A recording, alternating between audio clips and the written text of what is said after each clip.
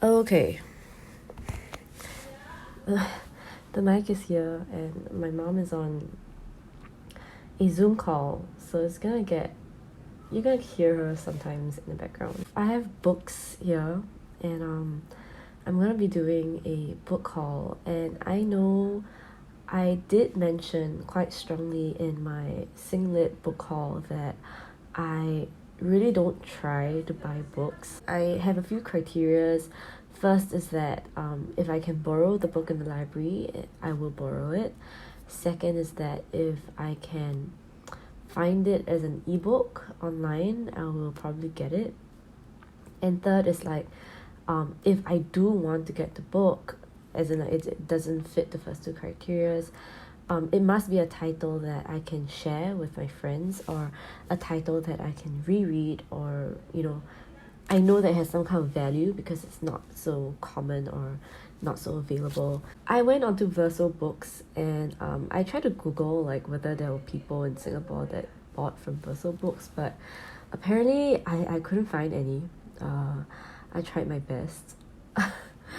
But so I am here today with the books that I bought from Verso. They were having a discount, and so I kind of just like bought a few books with my friends, but me buying the bulk of them.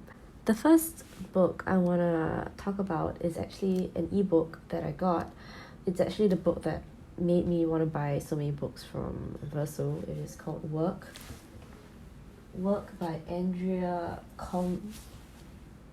Komlosy. I'm looking at it on my desktop, so yeah, it's about 1,000 years of work, and I just feel like I just started work, so I kind of do want to read about work and the history of it.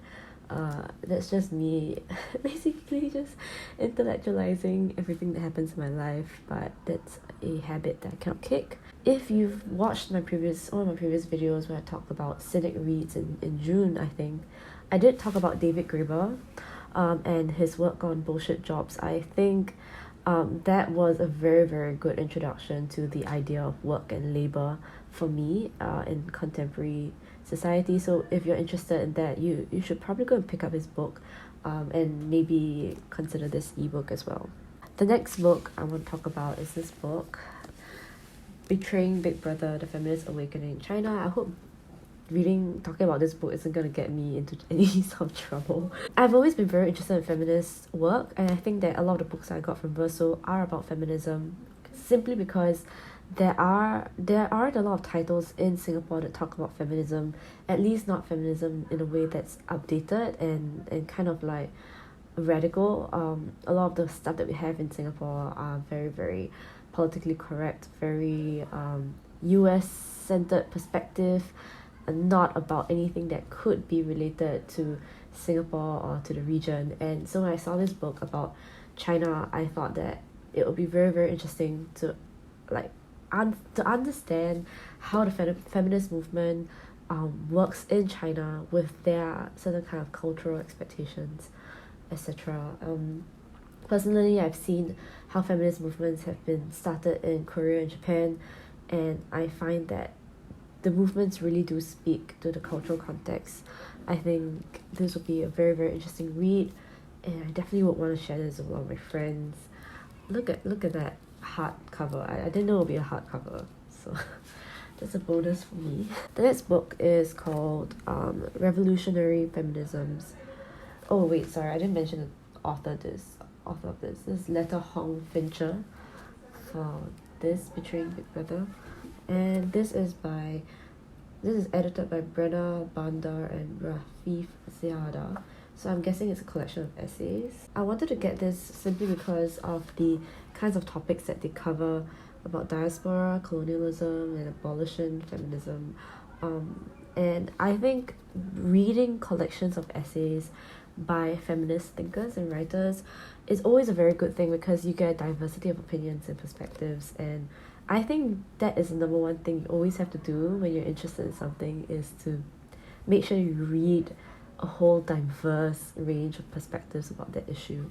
The next book I want to talk about is this book called Feminism by Legacy Russell. It's a manifesto So I thought that this was a very interesting premise. It's really about this idea of cyber feminism and how glitches in the cyber world, or I guess in tech in general, really provides that space for defiance, or that space for like overturning, upending what we think about technology in a gendered way. So I am kind of excited.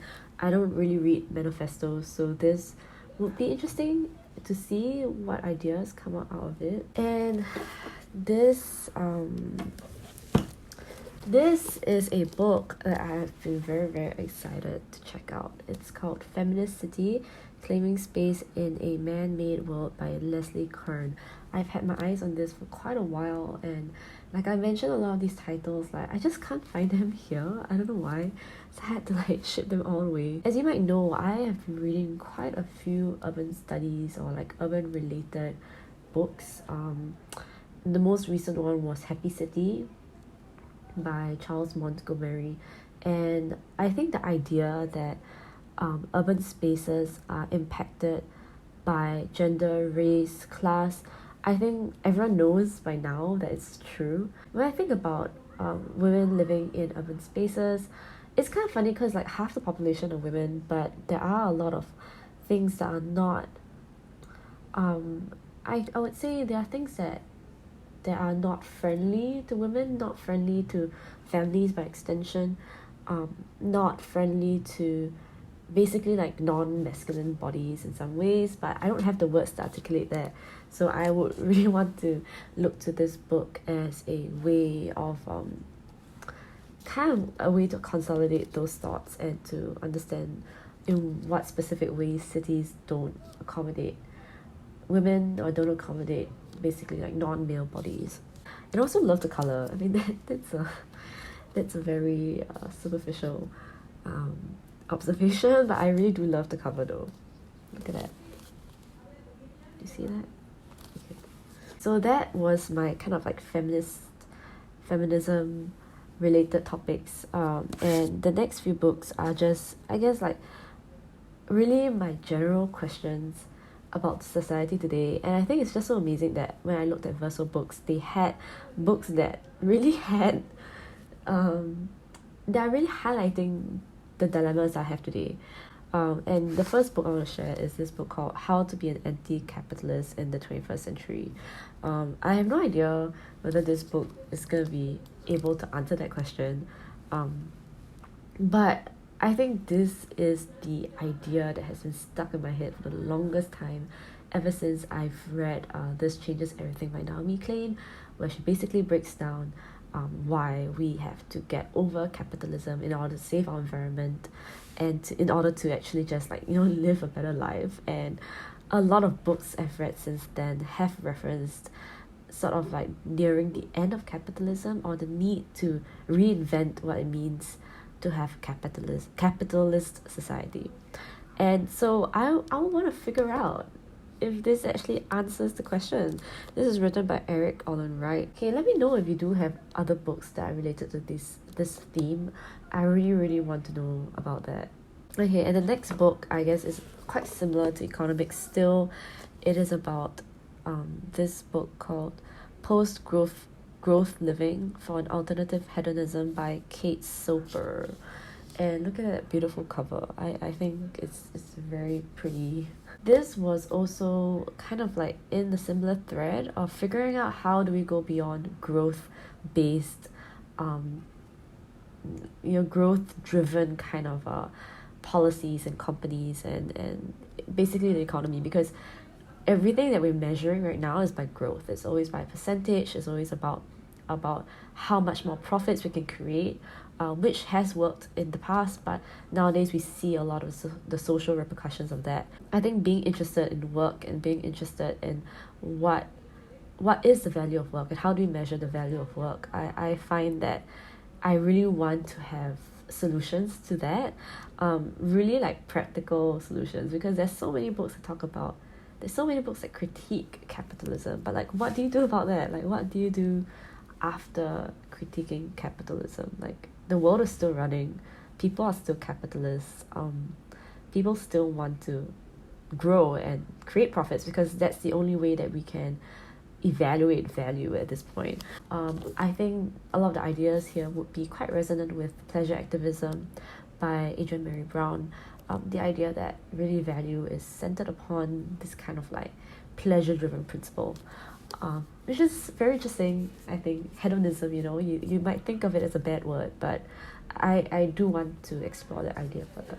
Last book that I got, I think this is a very, very, very relevant book right now. It's called The End of Policing by Alex Vitale.